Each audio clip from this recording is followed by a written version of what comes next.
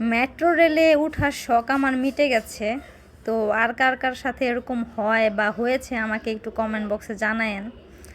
যাই হোক, আসসালামু আলাইকুম, আরও একটা নতুন ভিডিওতে আপনাদের স্বাগতম। তো আজকে চলে গিয়েছিলাম একটু ঢাকার উদ্দেশ্যে। তো ভাবছি আমরা মেট্রো রেলে যাব, সেখানে একটু জ্যাম কম থাকে, জ্যাম ট্যাম নাই, আরামে যাব ভাবছি। তো যেই ভাবা সেই কাজ, আমি আর সানজানা চলে গিয়েছিলাম সেখানে। তো সেখানের সব কিছু করে ও আবার ওর কার্ডে রিচার্জ করছিল আর কি। যাই হোক, ওইখানে গিয়ে আমরা মেট্রো রেলের জন্য অপেক্ষা করছিলাম। যেমন ভাবা তেমন কাজ, আসলে ভেবেছিলাম অনেক আরামে যাব, তো আমাদের আরামটা শুধু যাওয়া মাত্রই ছিল। যাওয়ার সময় আমরা যতটা আরাম সহকারে যেতে পেরেছিলাম, কিন্তু আসার সময় আমাদের অবস্থা 12টা বেজে গিয়েছিল।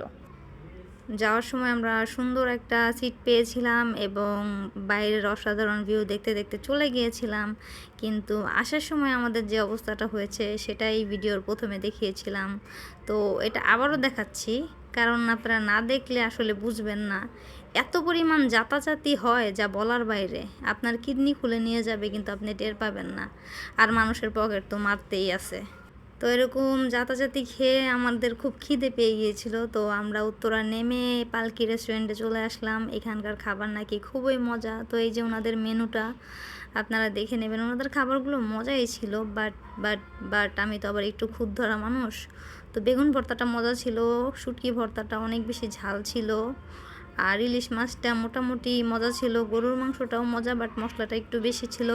আর এই ফ্রাইয়ের কথা যদি বলি, ফ্রাইটা হচ্ছে চিকেন ফ্রাইয়ের মতো ভাজছে, যার কারণে মাছের ফ্লেভারটা কম আসতেছিল।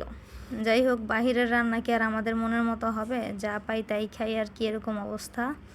তো যাই হোক, খাওয়া দাওয়া শেষে শুনলাম ওনাদের ওখানে স্পেশাল চা পাওয়া যায়, সেই চাটাও নিয়ে নিলাম। চাটা অতটাও স্পেশাল ছিল না, ভেবেছিলাম মালাই চা, বাট এটা নর্মাল চা ছিল।